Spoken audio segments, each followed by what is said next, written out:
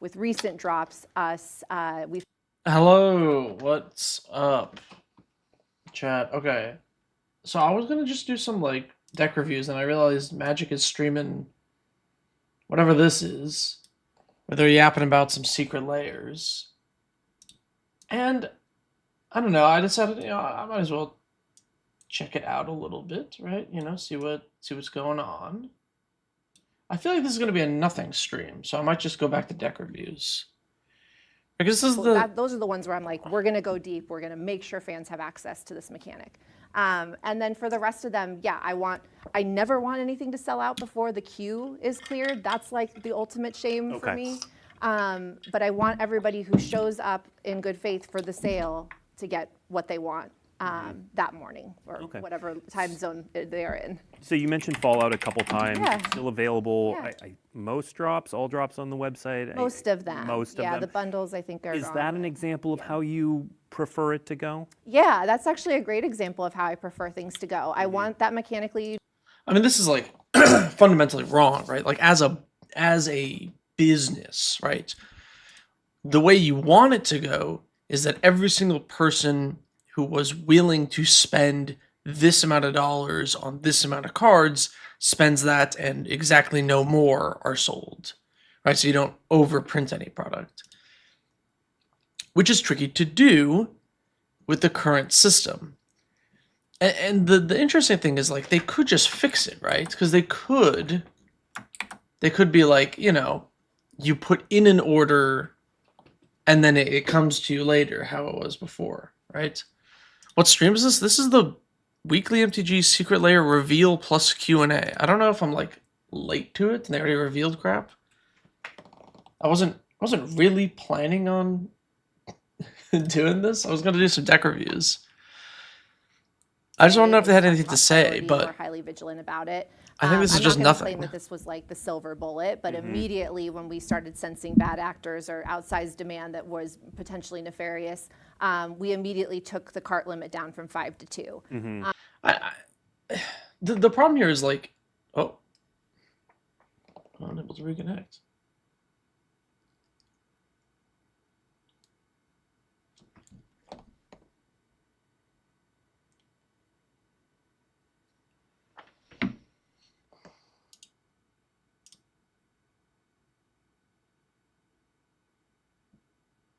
Oh, there we go. My stream just cut out for a second. We're talking price discrimination now. Yeah, exactly. If they wanted that, they would print a demand. They want it to sell out. Yeah, I think they do want it. You're right. They do want it to sell out in some capacity. Maybe for some allure. And statistically kind of irrelevant. Okay. The only acceptable number here is 0. Like, let me just preface with that.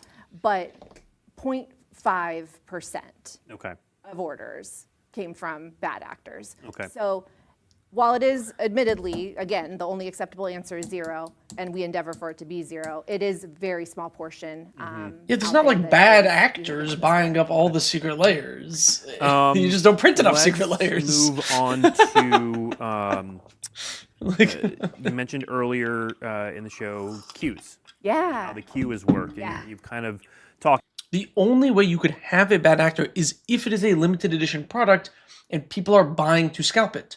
Just don't make it. If you don't want that, you don't make it limited edition. That's how it works, right?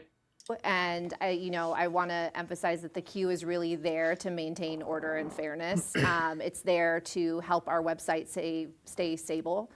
In the past, we have had sales that didn't have queue moderation, and again, I won't name names, but the website went kaput immediately. We have to have a queue. Yeah, sure. The queue is fine. That's whatever. But it's what? Get out of here.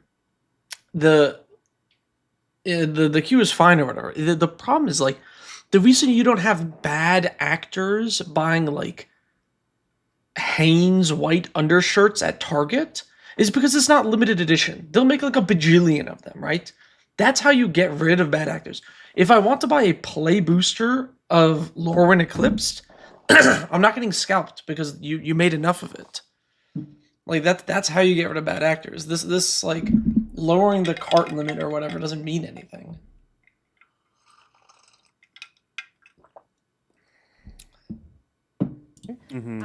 So by comparison now, based on working closely with our partners, we have moved Yeah, the from, chat is not. what's one of the more embarrassing ones? Sonic the Hedgehog.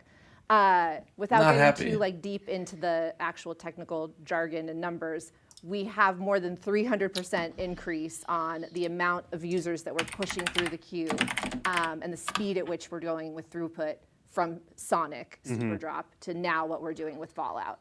And I hope that people felt a meaningful difference on that. For the most part, people, when they got in the queue, experienced wait times with under an hour. A couple people got them more than an hour They at the talked beginning. about- And we should talk about why that changes. They talked about Fallout being still in stock. Why not just print a bunch of it and leave it on the Secret Lair website indefinitely? Is that crazy? I mean, not really. Like that's not that. This is like I've been thinking about merch and stuff a lot this year. And like my idea is, I print X amount or whatever of whatever I'm selling, and I just leave it on the website for however long. Or you do what Void Monster does, right? Like Void Monster, you've probably seen them. They sponsor the channel and stuff. All this crap is sold out now. But you had a whole week where you put in your orders and they will print it to demand, right? And this isn't a big company, so like they can't forever, keep up, printing these things. They can only do so much, which makes sense. But like, if you wanted the playmat during that week, any amount of people could have ordered any amount of it, and they would have matched it. Like this is because then he just prints it afterwards, and you just wait a couple of weeks. That's how Secret Lairs used to be. Every 5 to 10 minutes, we increase the number of users that we're pushing through. So that's where you'll start to just see your wait time drop and drop and drop. I personally loathe that customer experience. Although I understand why we're doing it, of course, because I'm watching it in real time. I would like it for our fans to be able to like plan their morning and just. This also is fixed if you do print to demand, because everybody doesn't have to jump on the website at the same minute, right?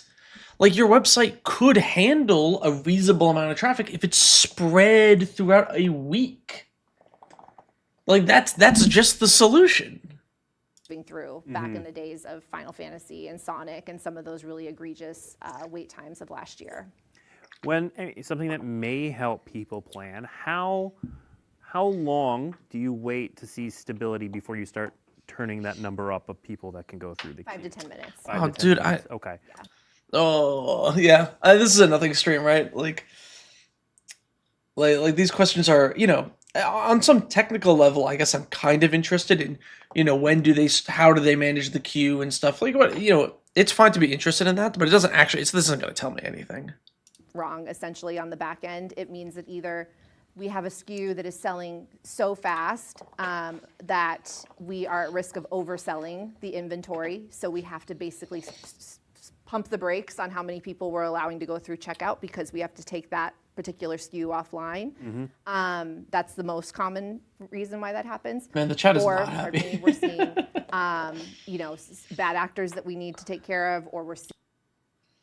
As well as repeatedly and deliberately milk as much money as they can get away with. Yeah, it's not that they don't know the answer. Dad says they can't fix it. Yeah, I'm not sure, because here's the thing about print to demand, right? And I happen to know this because I've talked to Forrest and about merch and about how they do Void Monster. He doesn't have a ton of leftover playmats sitting in a box because he gets the orders and then he prints that many and then he sells that many, right?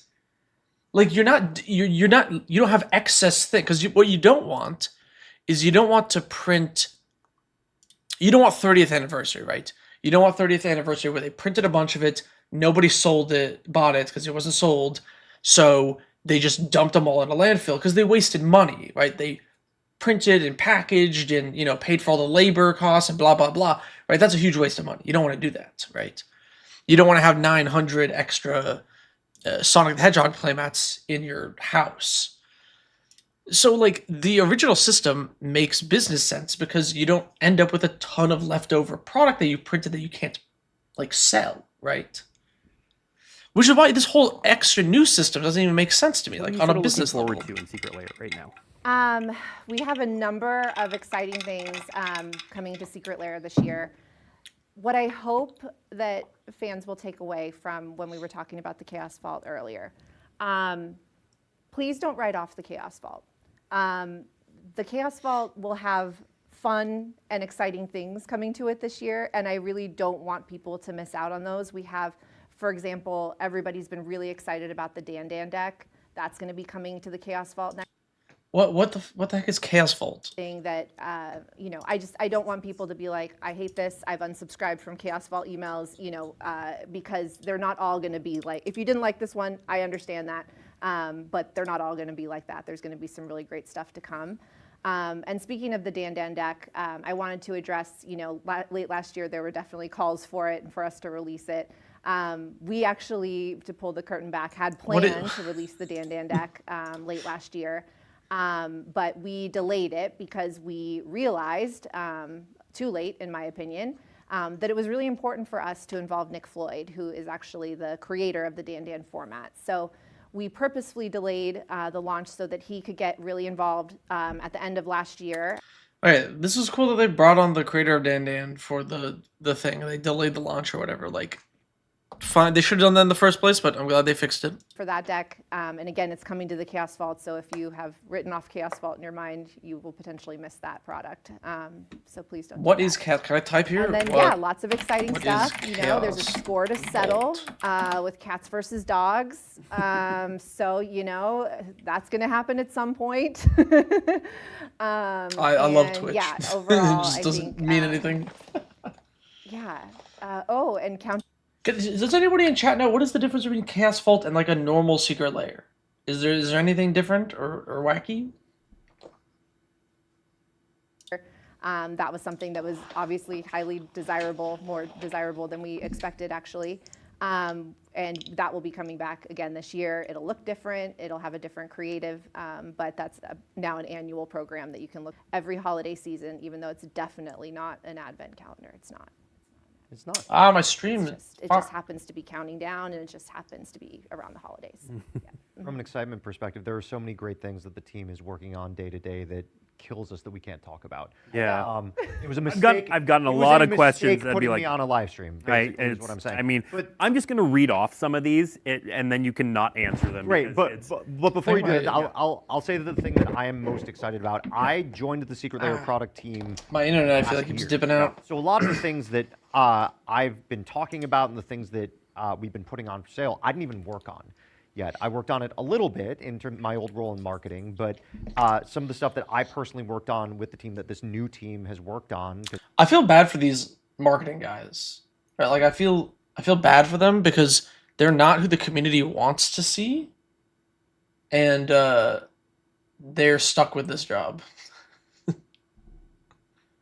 Where my heart really lies. I love the core magic stuff. So, Chaos really Vault excited is for people described to as see the that and Chaos get Orb secret more lair. What? get more reactions about. Chaos Vault products are more unique than the rest of the secret layers, featuring changes and unusual launch. Okay, so it's just a secret layer. Tries more experimental drops. Oh, like apparel. I see. a Kibo monkey or ape secret lair. Hold on, that's an interesting idea. Is that something that you would like to see? You don't have to do that for all of these. Okay, great. Expedition 33. I would also love to see something like An interesting that. idea, Blake. Is My that something you would face. like to see? Wait, did Blake write this list? Kibo's not mine. On a sadder note, Kai Bude drop. For those who don't know, Kai Bude passed recently, and there was some wonderful tributes to him over the weekend. Kingdom Hearts. Here's a. It's just a list of video games. Do we have any updates on the Monster Hunter drop? Oh yeah, that was something really unprecedented that we did Yes. last year. And yeah, I'm actually surprised we haven't gotten more questions about that topic. I have no interest in this. Whatever Monster Hunter drop. Dude, man, chat, I hate these.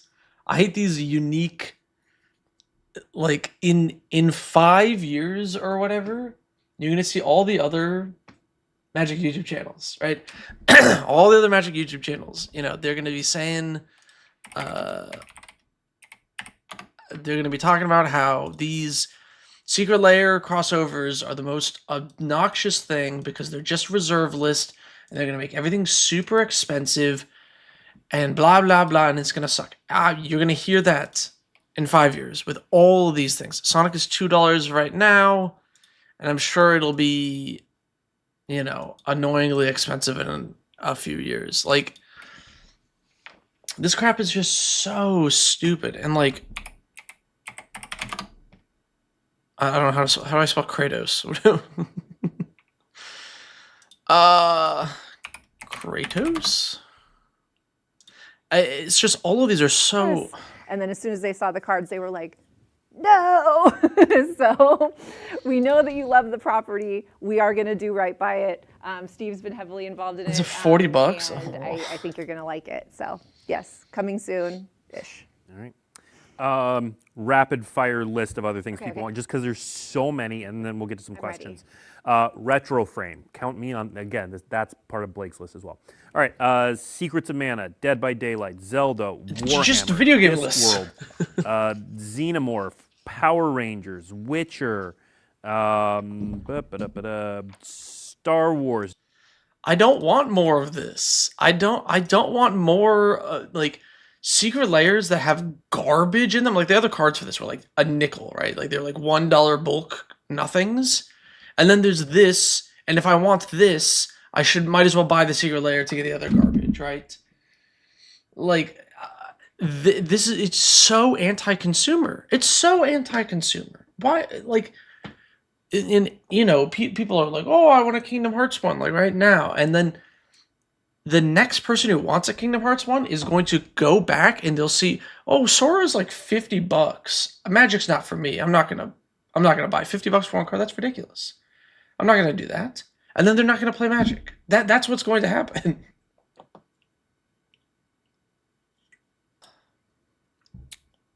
A full suite of commander decks. But a lot of these things have the potential to have some sort of activation in Secret Lair. And one of the things that I work on very hard alongside many different people in the building, subject matter experts, people from so many different teams, not just the Secret Lair team. We've worked with comms before, we work with social, we work with game design, is to take a look at all of these wonderful ideas, these things that we all love, and figure out how we can do them authentically in a way that you're gonna love, in a way that fans that maybe have never heard of Magic are gonna love.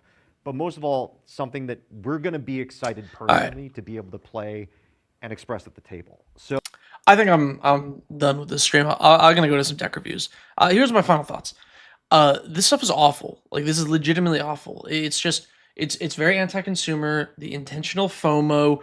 They could fix all of it. They don't care to. It's really annoying. Like, it's bad for consumers and players. And with the rise of other big card games, it is going to hurt Magic in the long run. Like, this is going to be super damaging for the game in the long run. Like,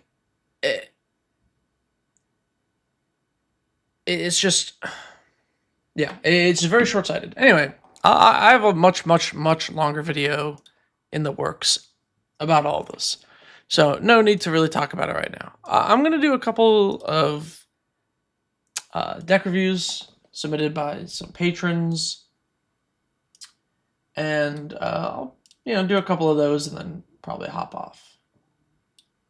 Got a lot of script to write. This week though, the podcast I think is going to be really fun. We're going to be recording it today. I'm very excited. I think it'll be a really good one.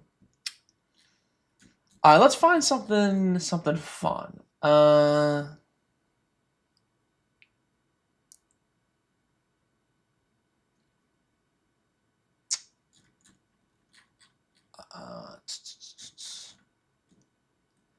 What's a cool commander? Oh, here we go. We got a good one already. Niv-Mizzet Supreme. I tried to build this commander, and it sucked. It was actually really bad. Another hour-long Trinket Mage special. I know the script is.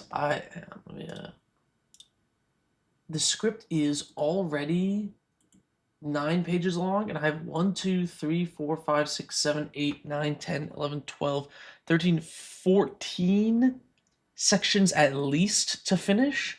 Each section is like maybe a third of a page. I don't know. It might just be like a 2-hour video, or I have to trim it or something. The script's a complete mess. The stream is crashing. Yes, I don't know. My internet is crapping out on me here. Not really sure what the problem is. But yeah.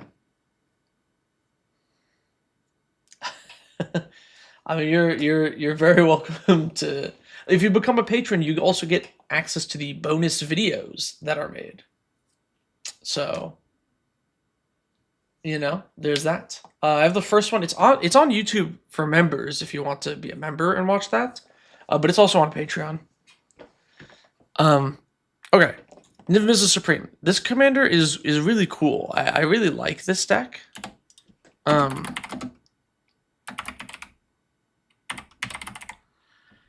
I just couldn't really get it to work properly.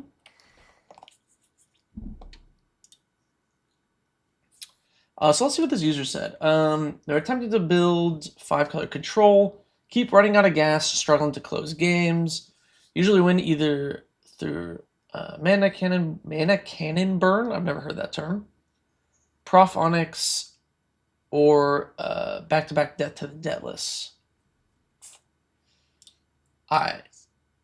If you're running out of cards, Supreme is a bit undercooked, Jumpstart kind of just sucks. Yeah. I agree. So what you need to make this thing work is lots of card draw. And I'm looking here. I see Secrets of the Dead, but I am not seeing some of the other good creatures that we need for this list. Here's Vega the Watcher, but let's look at River Kelpie. River Kelp creature or another permanent enters from a graveyard, draw a card. Whenever a player casts a spell from a graveyard, draw a card. Perfect in this deck. Is telepathy in the deck? Sadly, no. Oh, mana cannons. I thought when they said mana cannon, it was like a. They meant that as in it's a. It's like an X spell or something. No, it's literally mana cannons. When you cast a multicolored spell, deal X damage to any target, X the number. Because that's really funny. This is a cool card.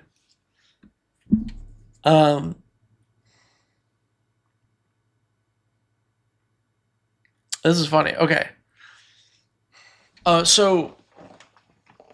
Other things. Waste Not. Another really great card in this deck that I feel like we're missing. Surly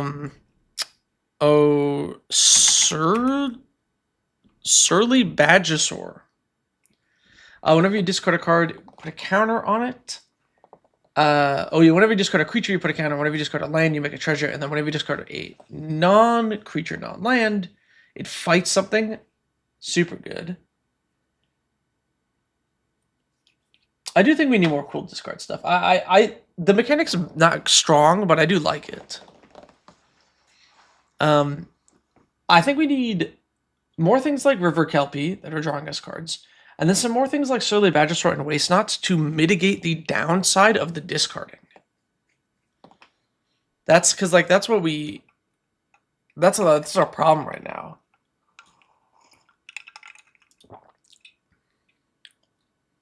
Why is there 101 cards? Did you just have one extra thing?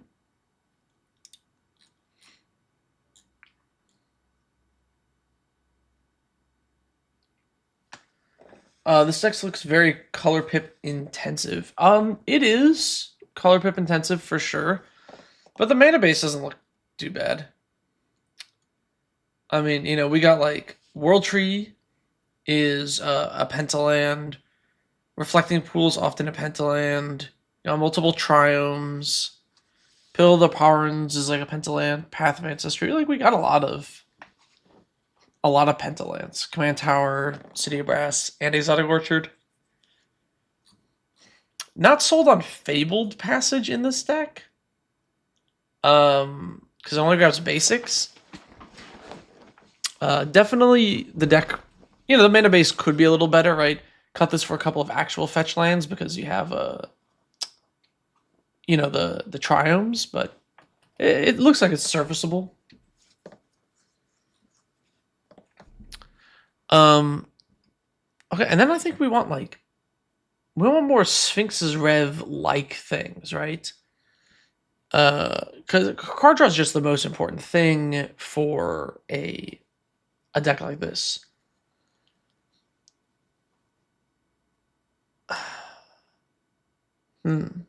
Oh, sorry, I have Waste Not, but it should be not Waste Not. The card I'm thinking of is Bone Miser. Bone Miser's $40? You kidding? Is that real?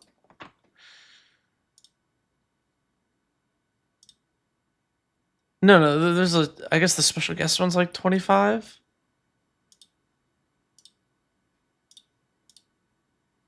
Oh, this one's like 20. Okay. It's still, why is this card 20? Oh my god. We need reprints.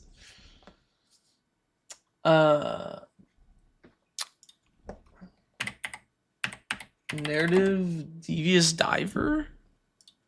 I don't know what this is. Whenever it becomes tapped, whenever you cast a spell from your graveyard or activate an ability of a card in your graveyard, draw a card, then put a counter. Yeah.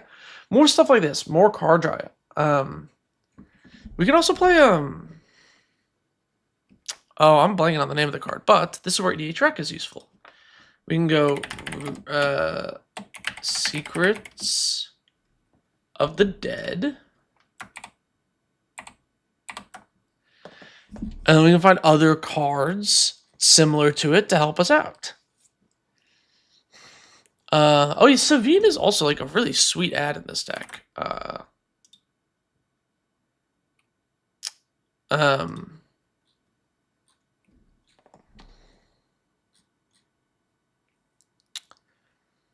Vega the Watcher we already have in there.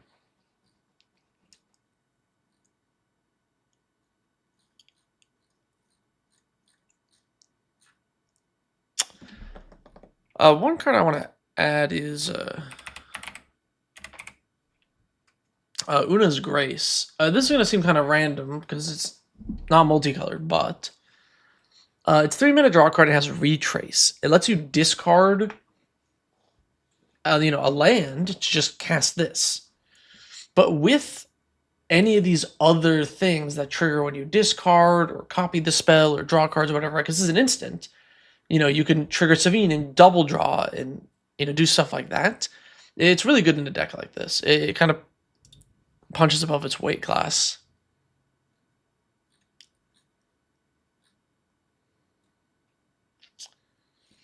Villainous Wealth is really funny as a finisher in a deck like this.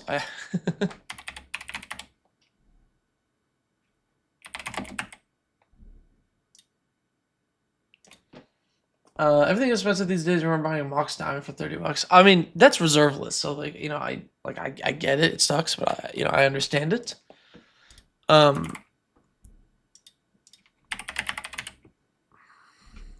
like random cards that are not reserveless like that should 100% just not be that expensive.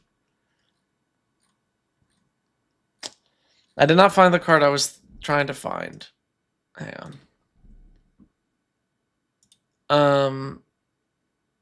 It's like red and 2 deals 2 damage to something.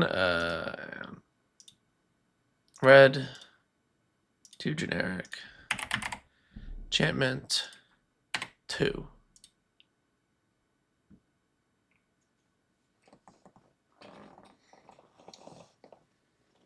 Dream Harvest. Dream Harvest. Each opponent exiles cards on the top of their library until they have exiled a total mana of value 5 or greater. Until end of turn, you may cast the cards without paying their mana cost. Yeah, that's 7 mana. I like your idea. I think that's. I feel like just a late game memory plunder is like better. Burning Vengeance. There we go.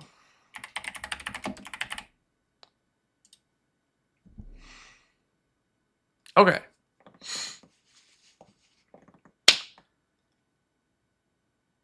Alrighty. Next, we need to look at some cuts, and I want to suggest cutting a couple of the cute things. Oh, what do I think of the Drake with Prime Toughness equal to? It's like okay as a finisher. It's not that great in Commander. I've used it before.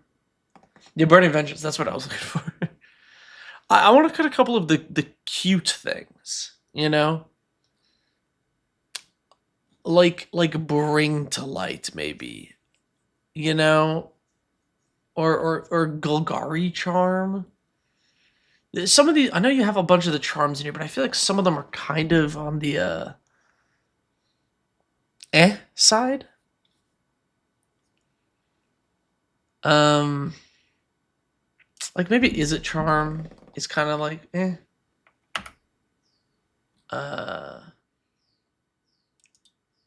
Simic Charm I also find kind of mid. We can, I guess between Simic Charm and Golgari Charm, you want one thing. I don't want to cut all your protection for your commander. So regenerate each creature you control, so I think that's better. We can put that back in here. Widespread Thievery, whenever you cast a multicolored spell, like a treasure token, that's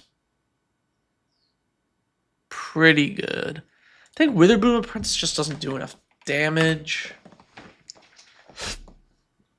I don't know what this card does. At the beginning of your first main phase, reveal cards on the top of your library until you reveal X non-land cards, where X is the number of colors among permanents you control.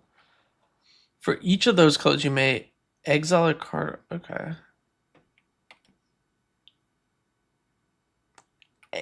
For 4 mana? Like, it's not awful.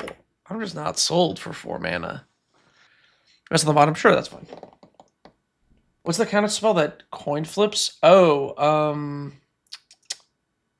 that's a good question. What is that counter spell that coin flips again? Oh,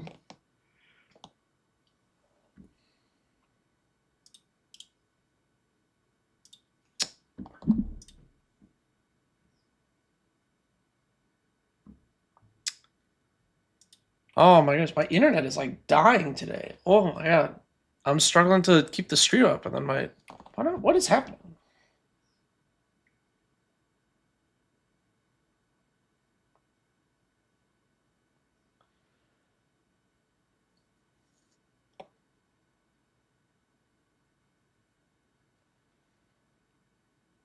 What is going on? Stupid Spectrum or whatever. Yeah, I don't know. My internet's just dipping.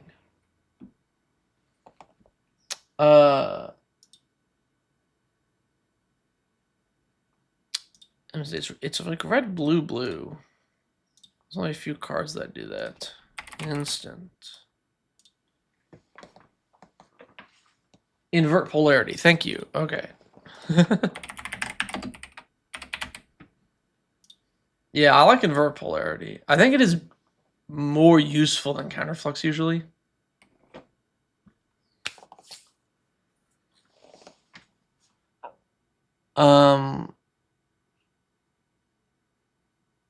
Returns our multiplayer card from your graveyard hand. Yeah.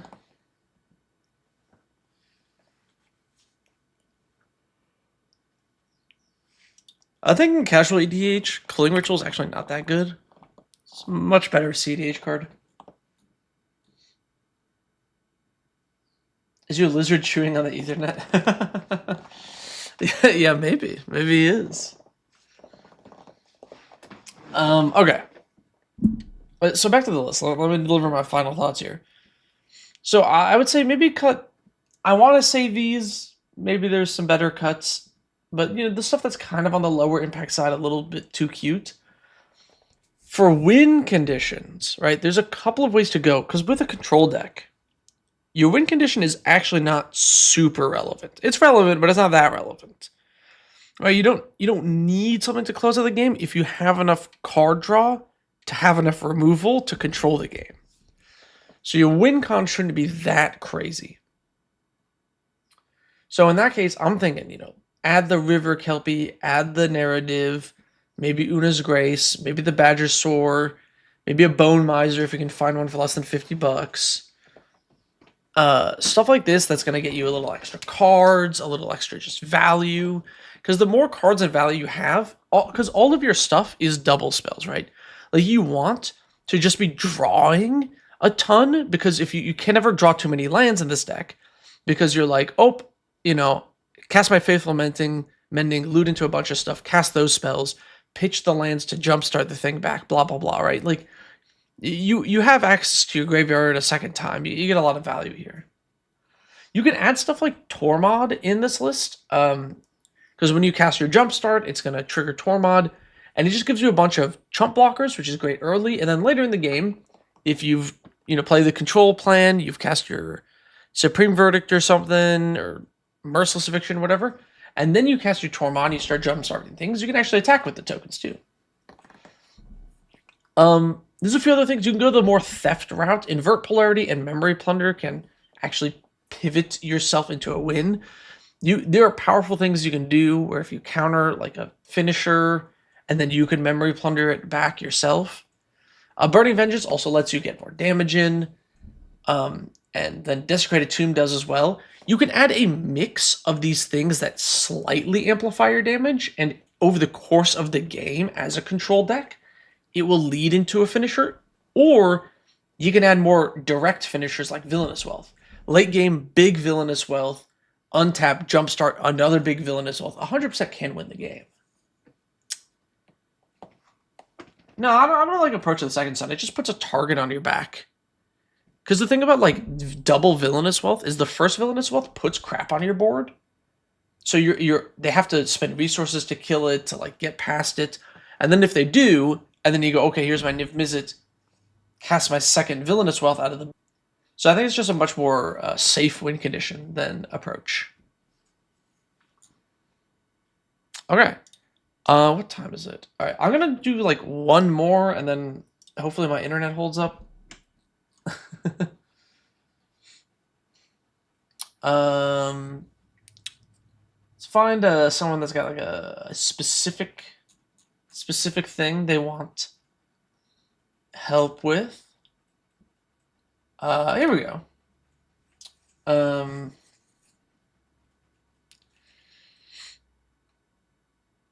All right, let's make a new deck.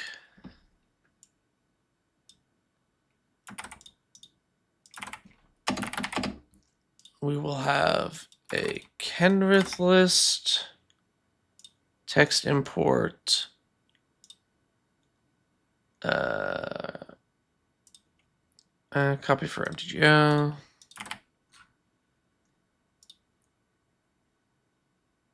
Could not find Orc Commando. What is Orc Commando?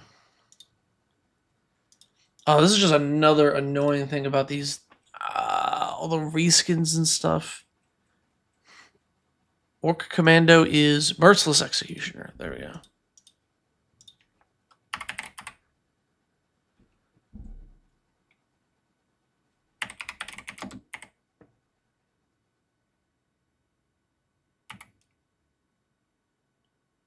Boom, there we go. All right. Merciless Executioner. All right. Kenrith is the commander. Okay, so this is a politics sort of control deck with Kenrith, or at least ostensibly that is what this patron said it is. But they said that they're having trouble closing out games. You know, the classic Kenrith issue, right? Is you're just like, oh, here's my value, and then you don't know how to actually win the game. I think this is supposed to be a bracket 3 list, right? Or is it maybe 4? You have 3 game changers. You have 1 extra turn. Kenrith and Composite Golem is a combo? Sacrifice it, make 5. And then you can reanimate it. Oh. That is technically a 2-card combo. Doesn't do anything unless you also have like a Blood Artist in play. So I'm going to say this is bracket 3 because I don't think we actually have a way to make that 2-card combo do anything. Okay, interesting.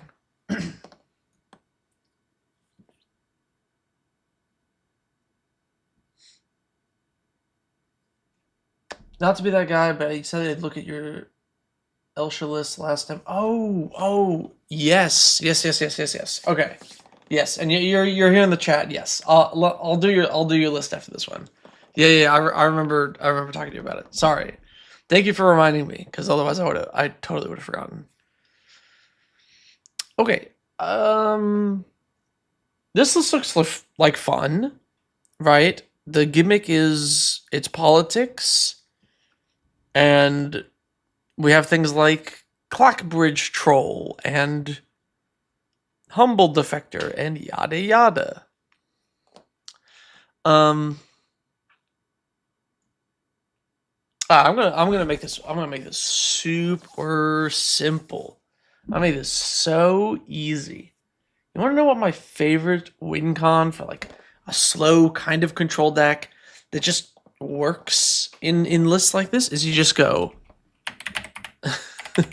you play Alexios, you play Slicer, and you don't need anything else at all. We're done. Because here's the thing about Kenrith is it puts counters on things. You put Slicer in play, you throw a couple of counters on him, it'll win the game eventually. If it dies, reanimate it with Kenrith, put some counters on him, and bada bing, bada boom. In a control deck like this, what happens a lot of the times is you cast your big board wipe thing. You Ruinous Ultimatum, and then next turn, you're like, here's my Slicer. All the rest of my mana goes into putting counters on him. We're going to close out the game real quick. And then it's just like, quick boom, boom, boom, boom, boom, and it can just close out super fast. One of my favorite ways to just close out games in decks that don't really have like definitive finishers. You're making egg salad. How long should you boil the eggs? I'm the wrong guy to ask. I hate eggs. I don't like the taste of them very much, and they make me feel like sick to my stomach. When I do make something like egg salad, they have to be like the most hard-boiled they can. If it's even the tiniest amount runny, it's like toast. I boil mine for like 15 minutes, dude. And I don't eat it very often, so I'm definitely the wrong guy to ask. But yeah, with a Seedborn Muse and a Slicer and Kenrith, like the game should be over in like, I don't know, a turn cycle. So you could just like add these and then cut some random stuff. Maybe Sun Titan. It's kind of slow. That hurts me to say because I love Sun Titan. No, maybe you should keep Sun Titan. It's fun. I don't know. Maybe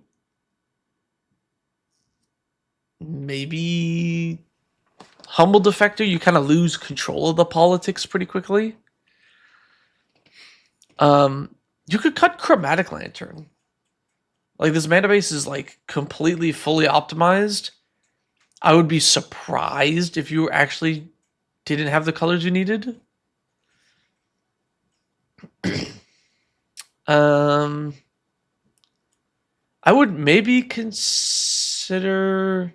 Now,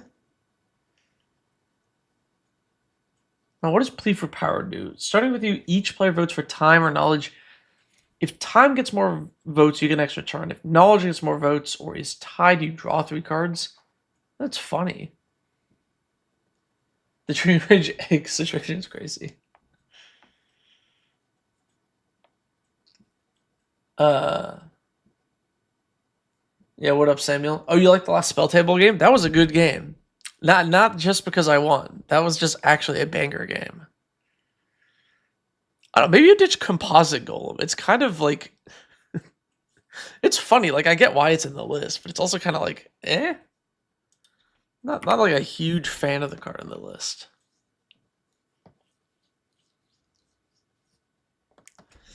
Oh, I don't know what Agatha actually does. I know what her cauldron does. Yeah, it's pretty good. Descent into Avernus. Descent into Avernus, I think, might be a little antithetical to what your deck is trying to do. Because it is a politics deck, but the problem is if anyone else just doesn't want to die, as soon as you play Descent into Avernus, they can't take deals with you. They have to beat you up. So yeah, I'm gonna keep this like rather simple. Put these two in over these two, and in the late game, trust me, these will close out games. I promise you. When do you think we'll see more games? I don't know. It depends on other stream ideas I have, because like I want to do the deck reviews, and then I want to do the gameplay streams, but I also want to do like other stuff, like the ranking every soul ring and other like random goofy things. So it kind of depends on how many random goofy things I do.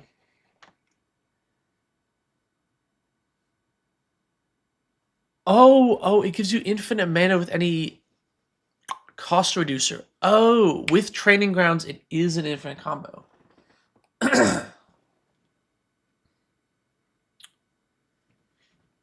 Well, Descent into Avernus, I think, is a good card if you're like an aggro deck. If you're like an aggressive deck that wants everyone's life total to get low, like, sure, but I think, yeah, more often than not, it's not.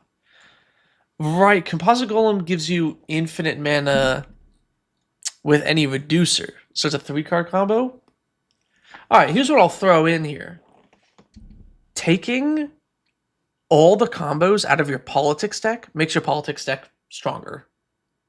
Because the problem is if you have a regular play group and they're like, you're a combo deck, I have to stop your resource gain, you lose a lot of your ability to be a political deck. Right? You can't ever and be a politics deck. It just can't happen.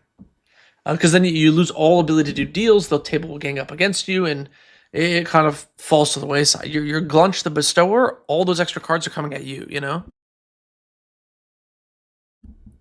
So the extra counters are going to come at you. All that stuff can be a problem. So I would argue taking the combo out of your deck makes it stronger. And then also, if this was intended to be bracket 3, I think it's a more reasonable bracket 3 list. Not that this 3-card combo is like broken or anything. Composite Golem is a 6-mana creature. And it could be stopped with the Graveyard Hate. Like, you know, it's a fine 3-card combo. I don't think it's like bad. But, you know. Yes, exactly. If you want to play Tivit Politics, you have to be like, no, I don't play Time War, you know? Like, I'm not playing Time Civ and Tivit. You have to do that. Otherwise, you can't do any politics. Okay. Honestly, the rest of the deck was, like, pretty good. So, you know, I think just those small changes. Okay, let me, Okay, let me look at this Alesha list. Oh,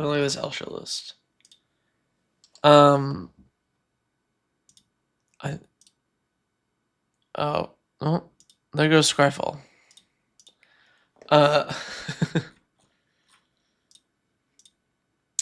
Alright. It's the new Alesha.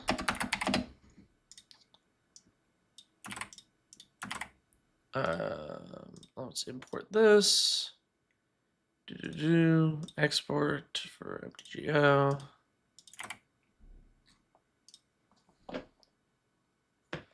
Alright, all the cards are found. Perfect. Okay, so Alesha Who Laughs at Fate. 3-mana 2/2 first strike. When it attacks, you put a counter on it. At the beginning of your end step, if you attacked this turn, return target creature card with mana value less than or equal to Alesha's power from your graveyard to the battlefield. So, of course, there's 2 ways to go about this. You play Weenies, that are easy to reanimate, or you buff up her power and you reanimate big things. Skyfall's dead right now? Ah, that makes sense. We did it, we broke training grounds, yeah. The deck reviews are eternal, they should now be finished. Yeah, I know I can't finish the deck reviews, but you know, I try to get through as many as I can.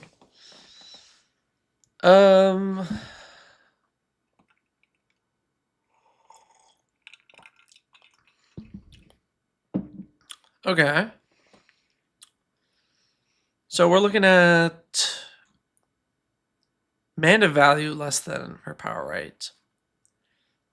So things with big stats and low mana value are good, right? Like Rock Cursed Rakshasha.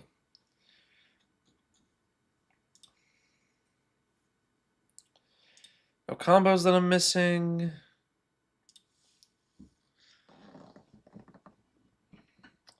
Alright, let's see what you said. What would you say? You wonder if it's good enough to be bracket 4, what to add or cut to make a bracket 4 competitive. Okay.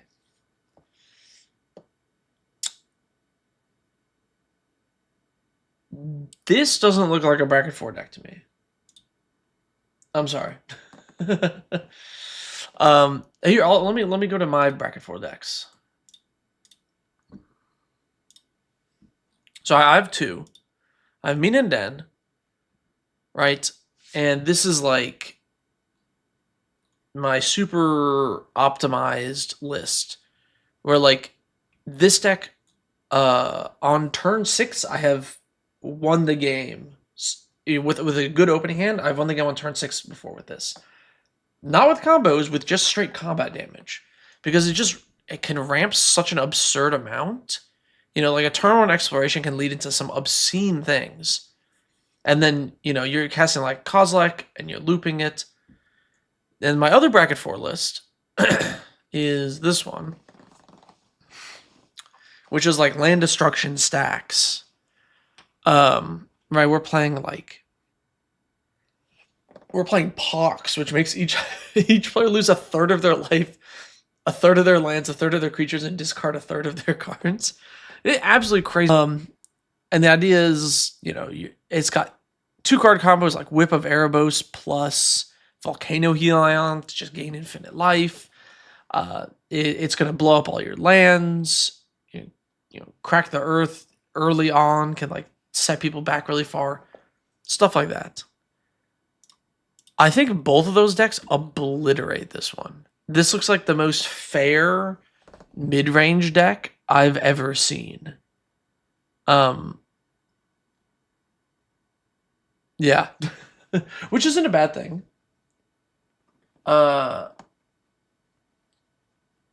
it's not a bad thing to be a fair mid-range deck, but it's just like, if you're playing bracket 4 and you're up against like a land destruction stacks deck, like, what does Combustible Gearhulk do for you? Like, nothing, right? You feel like you're popping off harder than other bracket 3 decks you play with? Really? Now, let me put this in the playtester. This is a keep, right? Right, we draw, you shock, you faithless looting, you draw, you ditch some stuff, get rid of some of our big guys. Someone untapped land on the other side? I always forget.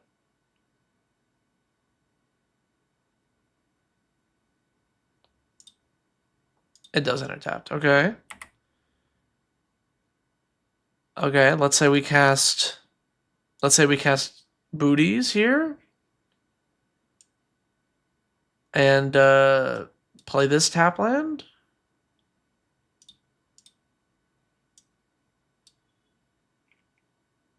I don't know. Is this really that crazy? Did I get like a terrible hand?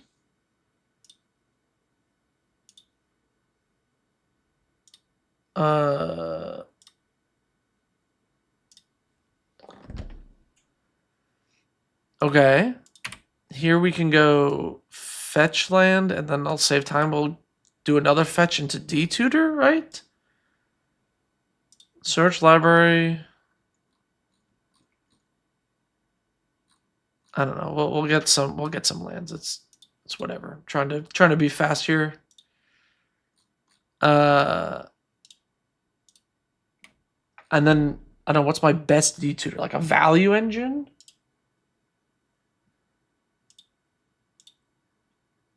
Here, I'll grab this, and then I can put this back here. You know, those are like, that's my like turns 2, and then next turn I can play this as like a value piece, and then get the like extra card draw. I mean, I have no clue.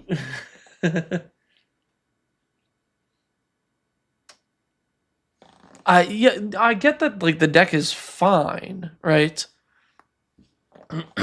like I understand the deck is like excuse me. I understand the deck is reasonable. Like you can give creatures haste, you can play your combustible Gear Hulk, you can like sack it and reanimate it, and like that's all good. That's great. But like if you're playing this deck and the other bracket 3 lists cannot keep up with this, they should cut their game changers and play bracket 2.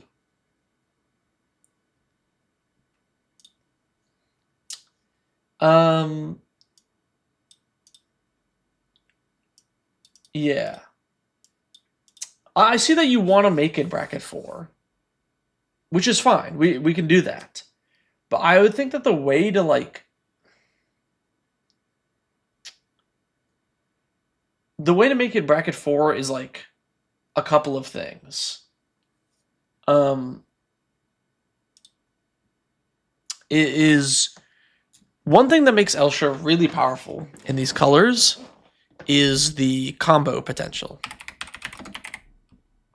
Cards like Blood Artist have a billion different combos, and they're infinitely like redundant, right? Right, Zulaport Cutthroat is very easy to replace the Blood Artist in any combo. And then cards like Gravecrawler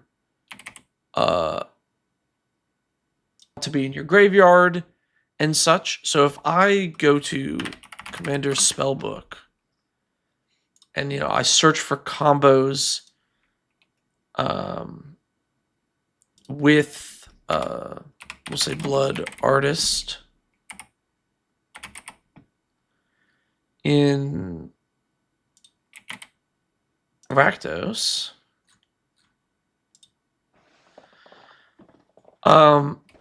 you'll notice that a lot of these are, you know, it's just like Blood Artist, Gravecrawler, something. Blood Artist, Gravecrawler, something. Or Forsaken Miner. Right? Yawgmoth, blah, blah, right?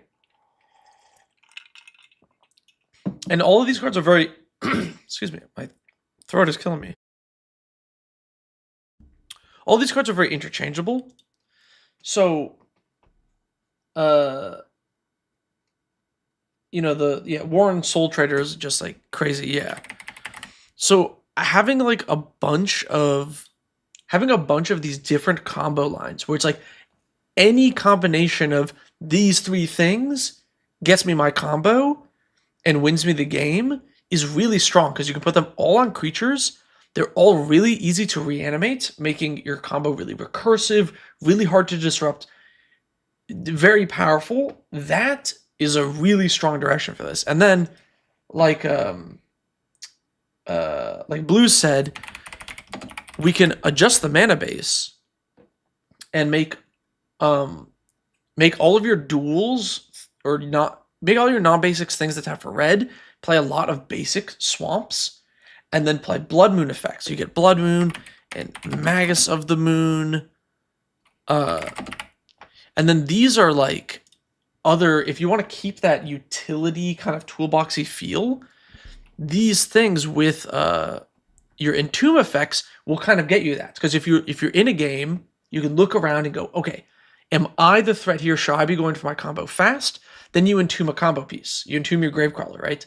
If you're like, okay, well, they're going to be faster than me, they're going to disrupt me, I need to take this slower, let me entomb a Magus of the Moon to reanimate that, you know?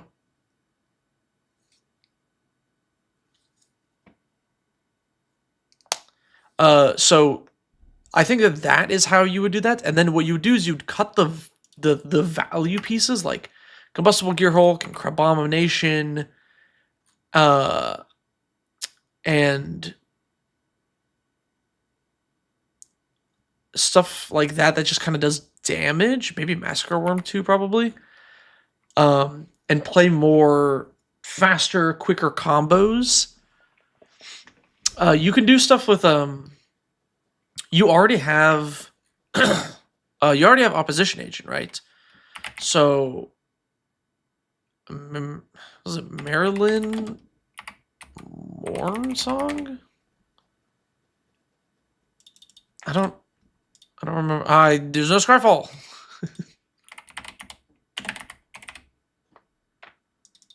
I don't know how to. What's that 3-mana creature? Mornsong. Yes, there's that. Mornsong. But what's the creature?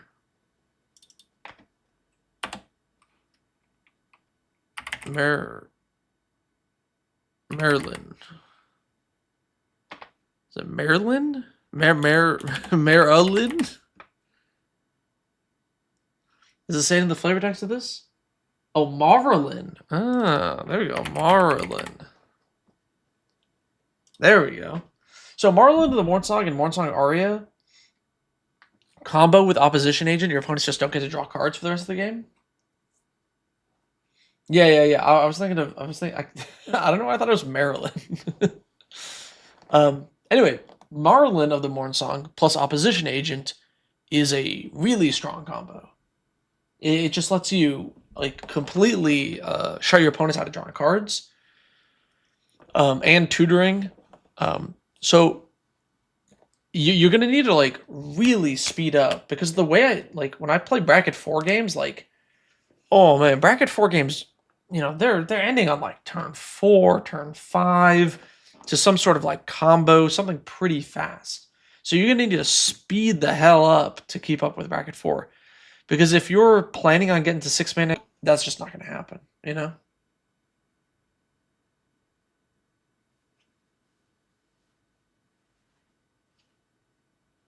Yeah. Aria also combos with Opposition Agent. I know it's not a creature, but, you know. Is Veto worth it with Conqueror? Yeah, why not? Sure. I think Veto plus Conqueror is, like, pretty strong. And then we can also play stuff like Victimize. Victimize is really good if you play 2-card combos, because you can then, you know, reanimate both halves of the combo. Like if you oh, do we not have oh yeah, Buried Alive. You can Buried Alive for your Maryland and Oppo Agent, and then Victimize to put both of them into play, which is pretty good. Yeah, Exquisite Blood also works. I just like Veto more in this list because you can reanimate it with your commander. I would lower the curve heavy. Maybe Trumpeting Carnosaur also gets axed. Like, we need to like really trim the curve down so we're like way faster for the list like this. And if we're a combo deck, Grey Merchant doesn't matter.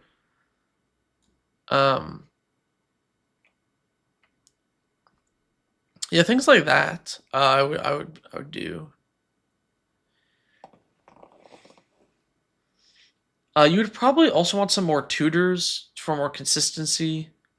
If you're a combo deck, more things that put stuff in the bin, or even, you know, like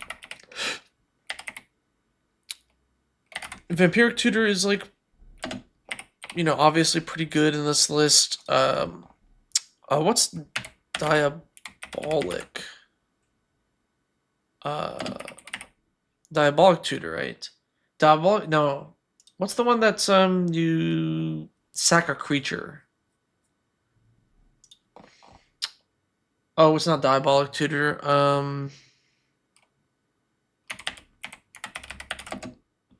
Diabolic Intent? Yeah, there we go. Diabolic Intent.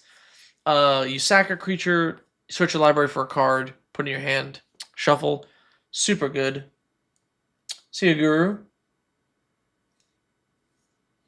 What do I think of Generous Plunderer and Scuzzback Scrounger?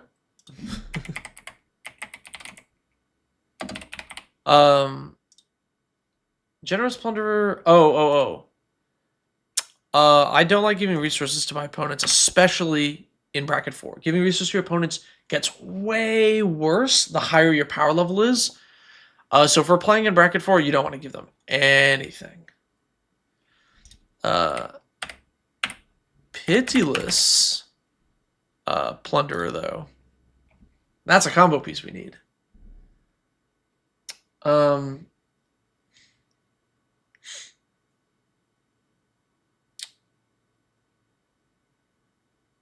Scuzzback Scrounger? I don't know what Scuzzback Scrounger is. I have to... At the beginning of your first main phase, you may blight one. If you do, make a treasure token. Yeah, it's like mana acceleration, and then it kills itself. It's fine. The other thing is you're gonna want more free interaction.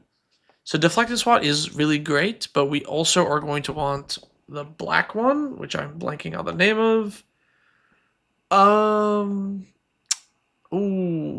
Deadly Rollick, right? Deadly Rollick. There we go. I'm also Mog Salvage is a bit of a meta call. If an opponent controls an island and you control a mountain, it is 0 mana to cast and it blows up an artifact. Kind of funny. What was that blight card that it's a Scuzzback Scrounger. It's actually really good, I think. Right, red and 1 for 3/2, and then on your first main phase, you blight 1 and it just makes a treasure. It's pretty sweet. It's really good in a deck like this because you'll have stuff that you want to die, so you can reanimate it anyway. So it's pretty cool. It lets you like kill your own Bogart Troll to like reset the ETB. I think it's a good card. Let's see.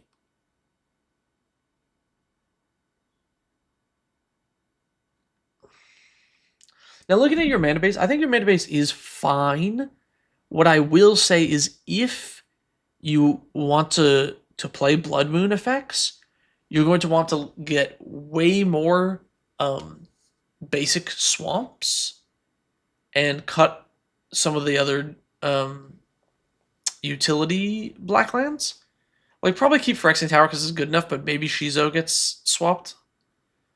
I would also cut this for bracket 4. I think this land is very slow. I would probably cut almost any tapped land for bracket 4 unless it has some like really good utility. Yeah, your mana base is like totally fine. I would only tune it if you're adding the Blood Moon effects. Yeah, exactly. If you hate blue artifact players, Mog Salvage is kind of your card. It's really good. Okay. So let's do a final recap on the changes for this deck. I think the deck as is, by the way, is a perfectly fine, perfectly fair bracket 3 deck. If your opponents are like, this is crazy, this shouldn't be bracket 3, I think they're just categorically wrong. Your deck is totally fine in bracket 3. This is like basically exactly what I would have expected in bracket 3. If you are insistent on upgrading it to bracket 4, you should put the things in it that make it bracket 4. And that's going to be the mana disruption. That's going to be the 2-card combos. That's going to be the additional tutors. All of those things. add in all of the redundant combos you can, and then use your commander to recur those combo pieces, making it really difficult to actually permanently stop you from comboing off. And then from there, we're also going to just cut some of the bigger, slower win-conny things that I think are great for bracket 3, but just too slow for bracket 4. That is my overall take on your deck. Although honestly, if your opponents are like, this is too strong for me, it should be bracket 4, they should be playing bracket 2. Because this deck is totally fine. Like, I'm sorry, your win con is Crabomination. That's like the normal bracket 3 stuff. Hello, Neo. Okay. You know what? Maybe I'll do one more deck. We can do one more list. Let's see if I can find something fun. I'll look for something else. People didn't put. I guess I didn't put the message in there. I didn't.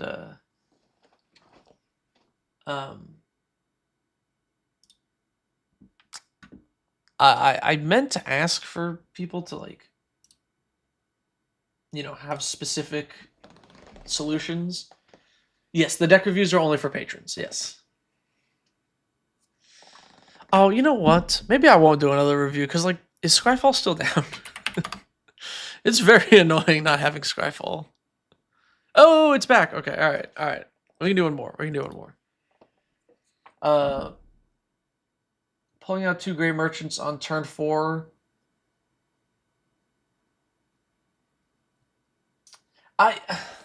Like, that seems like the nut draw with your hand, with your deck or whatever.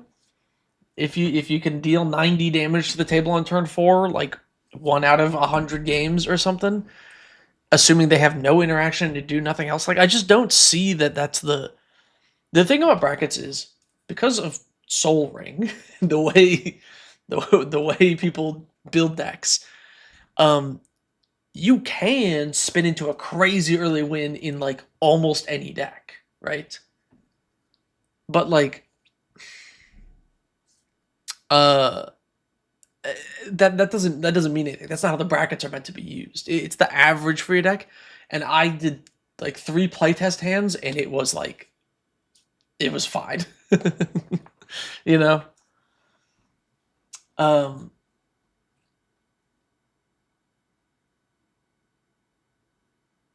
Was your paragraph good? Just some people posted, like, just a deck list with, like, nothing, and I was like, okay. I'm gonna do this Xur list real quick. Let's do this Xur list, and then I'll do more. It's, you know, it's the start of the month. It's only the 3rd. I'll do more. I'll do more later. But the Xur list has me interested. And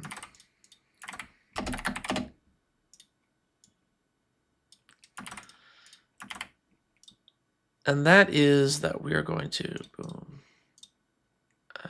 Copy for MTGO. Now, they said that this Xur list is based on Snail's Astral Slide deck, which is pretty cool. But because they're not running Shroom, they cut a lot of the graveyard synergy, and I assume some of the artifact synergy as well. Blah, blah, blah, control toolbox, win with Triskaidekaphile, or Approach of the Second Sun. We'll talk about that. I think those are both kind of eh. This deck can also perform Phyrexian Unlife combos through Xur if need be. Looking for some polish level feedbacks, mana-based considerations, if this deck has enough punch for bracket 3 control. Alright. So,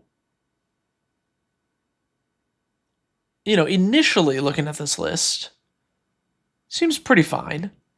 I get the goal, I get the plan. Actually, a deck that reasonably can use 2-mana rocks, because you play your 2-mana rock into Xur, and then you attack, and you get your Astral Drift, right? You know, all well and good.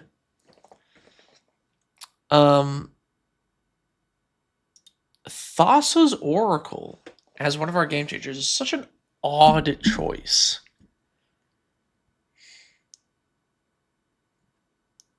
I'm not sure I understand the point of it in this list. What are we Thassa's Oracling for? Am I missing something? It didn't. No combos popped up, right? We just have Thassa's Oracle in here for like reasons. Hashaton Inzur is interesting. Hashaton is really good in a cycling deck. Like that makes sense. I'm with you on that.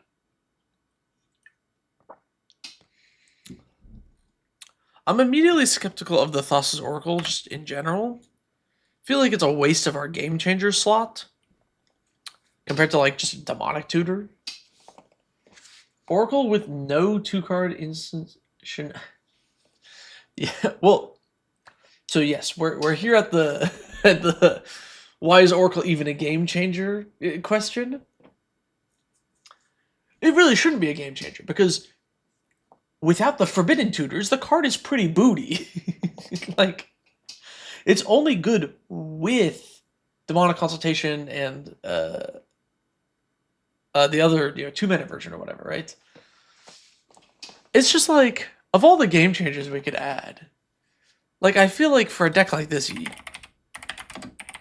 is demonic tutor just not better? Like, I know this is like a $50 card or whatever, right? But like, I feel like using one of our game changer slots here on Thassa's Oracle is funny.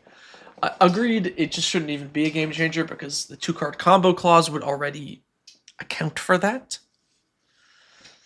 I mean, like, they made Food Chain not a game changer, right? Like, Food Chain is no longer a game changer because the 2-card combo thing covers that. So, like, why is Thassa's Oracle a game changer? Huh? Anyway, I guess we needed a third game changer. It's probably better ones to play. Yeah, better ones to play. Just play Demonic Tutor.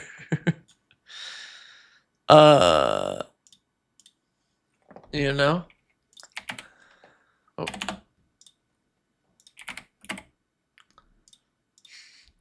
Like, there's lots of better game changers we could have. Ancient Tomb is even like a better one in this list because it just lets you doesn't let you power out 0 one more turn actually because he's triple pips. Isn't like Enlightened Tutor better because you really kind of want your slidey cards? I would swap Thassa's Oracle out for something. It's not even. It's just not even a good card. I don't know. If you think it's funny, that's fine. Sell Oracle plus $20. You can get a Demonic Tutor. Yeah, exactly.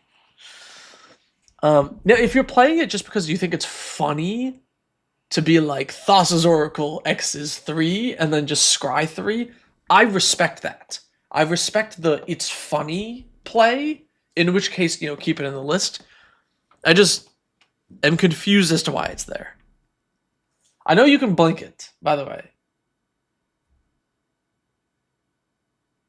Humility is funnier than Oracle, but yeah, it is also just actively not good. I know you can blink the Oracle, by the way, so you can scry multiple times. Like, I get it. You're like, oh, with my Patron Wizard and my Thassa's Oracle, I flicker it and I scry 5. Is that the play? Is that the plan? Like, I suppose that's funny. You get to scry 5. Can I share the deck list? Oh, yeah. Well, here's what I'll do is you can, I can put the deck list here in the chat, but I can also do, if you go to my Architect page, where I have all my folders, under the Deck Doctor, you'll see all the ones that I've edited. We have Architects of Will, which is funny. Another funny card to blink. Yeah, we got Archfiend of Ifnir. I'm kind of surprised we don't have a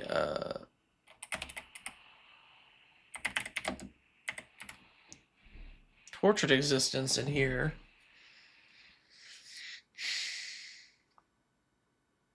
I like long-term plans. Yeah, it's like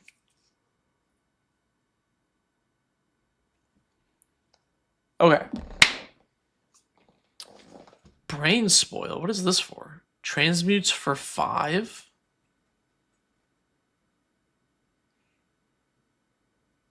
The hell does this get you? Step through? A zombie? I don't know. Who is Will and why are the architects talking to him? I don't know. Fierce guardianship? Yeah, like a fierce guardianship would probably be better than Thassa's Oracle. That's also very true. Now, if you're talking about like polishing up the deck and like optimization, I mean, like obviously it's like more expensive, but Mana Drain is a strict upgrade over Counterspell. Like that's just right, like you know.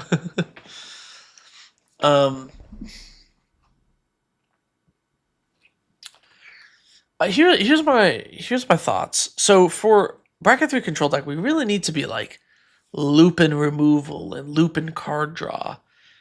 I wonder if we're not doing that well enough.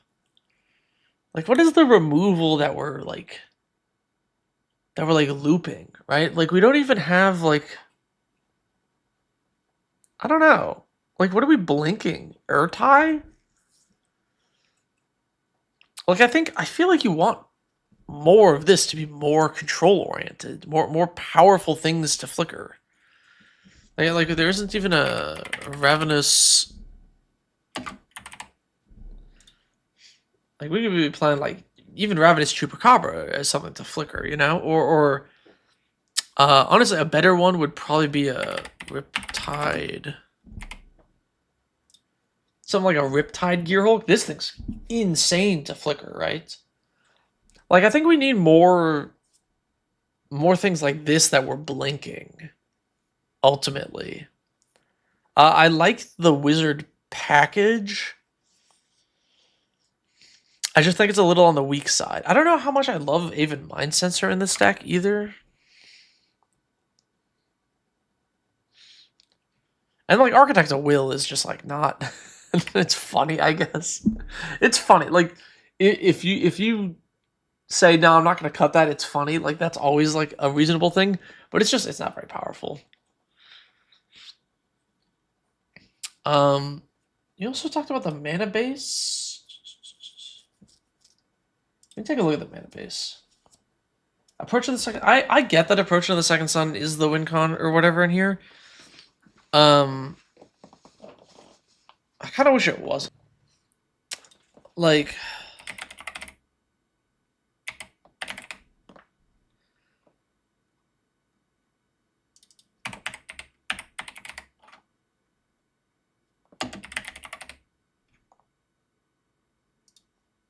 Like, I kind of wish it was, like, one of the primordials.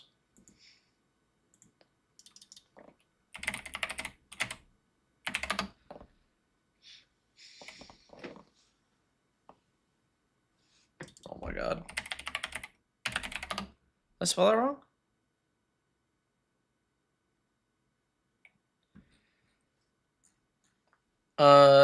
Yeah, like, Diluvian primordial? Honestly, all of these.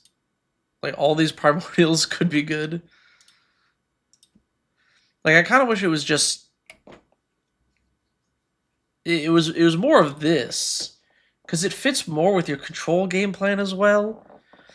The thing about, like... I don't know. So, Approach of the Second Sun is beneficial in the fact that it is a compact win condition, right? It's a very compact. It's just the one card. So it takes up a minimal amount of deck slots. But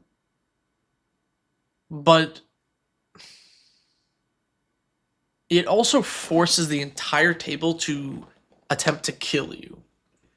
There's a lot of times where what happens is Approach of the Second Sun is cast, and then everyone goes, we have to kill you, and you immediately play Archenemy, and then, like, lose to it. Whereas... in bracket 3 specifically, something like a late game primordial that you just like bounce a couple times can close out the game in a oftentimes faster fashion, and also it's not so all in that you can one time primordial and then if they board wipe or whatever, they don't have to go all in on killing you. They can just board wipe, and then you can late game Oversold Cemetery or Tortured Existences back, and then go for the win a second time. So it's more resilient in that way, where your win can be thwarted and you can loop back onto it. Whereas you can't really do that with Approach. As soon as you cast Approach, you are arch enemy until you lose or cast Approach again. So if your plans go poorly, they go poorly in the sense that you lose. Whereas if you play like, oh, I'm going to play my Primordial and flicker it, if plans go poorly, it's you got board wiped and you just have to find a way to get it back. And it's not that crazy. It's less all or nothing. And I think in bracket 3, as a control deck, you do not want to be so much of the threat all the time threatening this thing that like you're actually 3v1ing, because it's very hard to do. So you want to only sometimes 3v1 at the very last portion of the game. I hope that was like a reasonable explanation on why I'm not actually a big fan of Approach in control decks. Want to bolus the Citadel for the Game Changer slot? I mean, yeah, it could be. Citadel's really good. It could also be the Game Changer. It could be anything, you know. Can bolus the Citadel let you... I don't think Bolus' Citadel lets you cycle from the top of your library. I'm pretty confident cycling is a from-hand ability. You may pay 2 and discard this card from your hand to draw a card. You cannot cycle from the top with Bolus' Citadel. I mean, it's still a good card. It doesn't trigger the cycling. Yeah, I would play Riptide Gearhulk, by the way. This is like... Alex has told me that this is the strongest card in his deck by far. It's like the best thing to blink. And I believe him.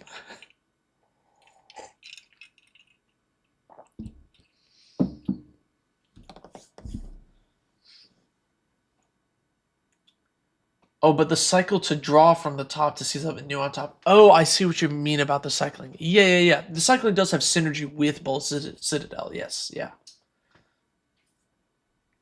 Yeah, Riptide is crazy. Like, this is on someone's end step. You're like, blink, get rid of your thing. Because it's for each opponent. You bounce one thing. So you flicker that twice. It's like every time you bounce it, it's like a 3-for-1. It's actually insane. So you 6-for-1 your opponents? Or 6-for-2, I guess, if you count the cycling card. And then you untap, cast a thing, bracket in for like 6. It's actually crazy. This card's nuts. So Double Strike and Prowess is so good, and then it has a ridiculous ETB. This card's super busted. And it comes in piss form. You can get the you can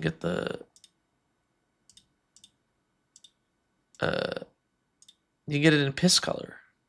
Look at that. Look at that.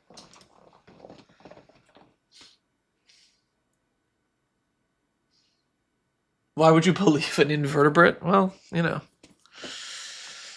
They're not all trustworthy. Oh, all right. My internet seems to be dying. Fuck.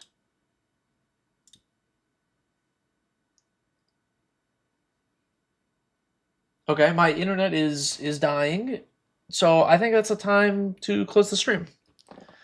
Thank you all to my patrons for their support. If you want your deck reviewed on stream like this, click the link below. Check out the Patreon.